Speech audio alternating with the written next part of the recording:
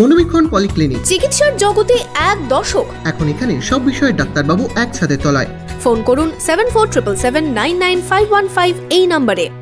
উদ্বেগজনক পরিস্থিতি, এ যেন এক দুঃস্বপ্ন। কোথাও ছোড়া হচ্ছে ঢিল, তো কোথাও জ্বলছে বাস, তো কোথাও আবার চোখের সামনে চলছে গুলি। এমন দৃশ্য দেখে আঁতকে উঠেছিলেন ভারতীয় পড়ুয়ারা। চোখে মুখে আতঙ্ক উৎকণ্ঠা নিয়ে বাংলাদেশ থেকে ঘরে ফিরলেন সাগরপাড়া এলাকার ডাক্তারি পড়ুয়া। একই সাথে সাহেবনগর এলাকায় বাড়ি ফিরল মোহাম্মদ জাহিদ হাসান, জুবিয়ার রহমান ও আফসানা খানম। মোহাম্মদ জাহিদ হাসান ও জুবিয়ার রহমান দুজন ঢাকার মার্কস মেডিকেল কলেজের চতুর্থ বর্ষের ছাত্র। আফসানা খানম ওই একই কলেজের প্রথম বর্ষের ছাত্রী। সপ্তাহখানেক আগে কোটা বিরোধী আন্দোলন শুরু হয় বাংলাদেশে। এরপরই আস্তে আস্তে ভয়াবহ পরিস্থিতি ধারণ করে। বাংলাদেশ থেকে ফিরে কি অভিজ্ঞতা শোনাচ্ছেন ছাত্রছাত্রীরা। আমরা কলেজে ছিলাম, ক্লাস করছিলাম, আর ওইরকম সময় হঠাৎ আমাদের কলেজের সামনে কিছু স্টুডেন্ট বাইরে থেকে আসার পরে তারা রাস্তা আটকায়, গাড়ি ঘোড়া সব আটকায়। তারপরে বুঝতে পারে যে ঝামেলা শুরু হয়েছে, আর এটা চারিদিকেই পুরো বাংলাদেশে আস্তে আস্তে ছড়িয়ে যেতে থাকে। তারপরে ওই দিন আমরা কলেজ থেকে চলে আসার পরে আমরা যখন খবরে দেখি, তখন দেখি যে চারিদিকেই শুরু হয়ে গেছে। আর তারপরের দিন থেকেই কলেজ থেকে নোটিশ দেয় যে তোমরা হোস্টেলেই থাকো, তোমাদের আর কলেজে আসার দরকার নেই। মানে যতদিন না নেক্সট নোটিশ দেওয়া পর্যন্ত মানে কলেজে হোস্টেলে থাকার জন্যই বলা হয়।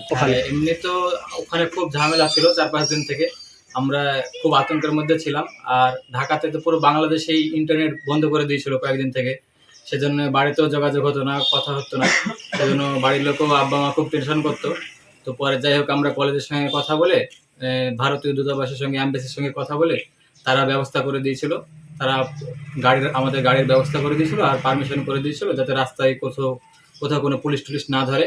সেই জন্য সেটা আমরা সবাই আলাদা গাড়ি করে আমরা আমাদের কলেজের প্রায় 106 জন মতো ইন্ডিয়ান স্টুডেন্ট আমরা একসঙ্গে এসেছি, গাড়ির ব্যবস্থা করে দিয়েছিল। পরে এই তো সীমান্তে এসে তারা বাংলাদেশি পুলিশ, তারাও আমাদের জন্য থাকার ব্যবস্থা করে দিয়েছিল রাত্রে একটা জায়গায়।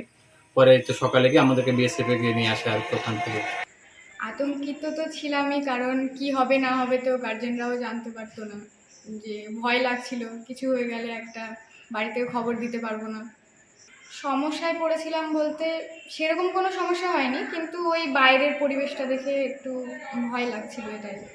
ভয়াবহ পরিস্থিতির মধ্যে ছেলে মেয়ে আটকে থাকায় আতঙ্কে ঘুম উড়েছিল পরিবারের সদস্যদের। এর মধ্যে ঠিকমতো যোগাযোগ ছিল না পরিবারের সাথে। এই নিয়ে ছিল একরাশ উৎকণ্ঠা। তবে ঘরের ছেলেমেয়েরা এখন ঘরে ফেরায় আপাতত স্বস্তি ফিরেছে ডাক্তারি পড়ুয়াদের পরিবারে। খুব খুব আনন্দ হলো, খুব খুশি আছি, এখন খুশি হয়েছি। আমরা আল্লাহর কাছে কত টেনশন ছিলাম, আর কত আল্লাহর কাছে দোয়া করছি, বলছি যে আল্লাহ তুমি ভালো রেখো, সুস্থ রেখো, আল্লাহ যেন ভালোভাবে আমার ছেলেকে ভালোভাবে বাড়ি পৌঁছাতে পারে সেই দোয়া করছি আল্লাহ। খুবই আতঙ্ক হয়েছিল। আমি 3 দিন তো কোনো যোগাযোগ করতে পারিনি, কোথায় খাচ্ছে, কোথায় থাকছে, কোথায় কি অবস্থা আছে, এটা তো আতঙ্ক হওয়ারই কথা। আতঙ্ক ছিলাম সরকারের অনুমতি, আর ওখানকার সরকার যাই যেভাবে ব্যবস্থা করে পাঠিয়েছে, বাড়িতে পৌঁছেছে, তাতে আমি খুব খুশি। আপনার বোন বাংলাদেশের ঢাকায় পড়াশোনা করতে গেছিল, মেডিকেলের ছাত্রী। তারপরে ওখানে গন্ডগোলের খবর পাও, কতটা আতঙ্ক ছিল?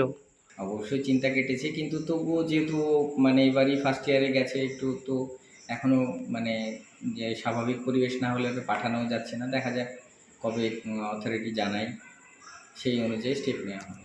চারিদিকে জ্বলছে আগুন, জোরদার আন্দোলনে অবরুদ্ধ আন্দোলন। এর মধ্যে ভারতীয় দূতাবাসের সহযোগিতায় এবং বাংলাদেশ সরকারের চেষ্টায় ঢাকা মার্কস মেডিকেল কলেজের প্রায় 106 জন ছাত্রছাত্রী একসাথে গেদে বর্ডার হয়ে বাড়ি ফিরেছেন। তবে কবে পরিস্থিতি স্বাভাবিক হয় সেদিকেই তাকিয়ে বাংলাদেশ ফেরত পড়ুয়ারা। সাগরপাড়া থেকে সুব্রত প্রামাণিকের রিপোর্ট, ইমাজিন কমিউনিটি মিডিয়া।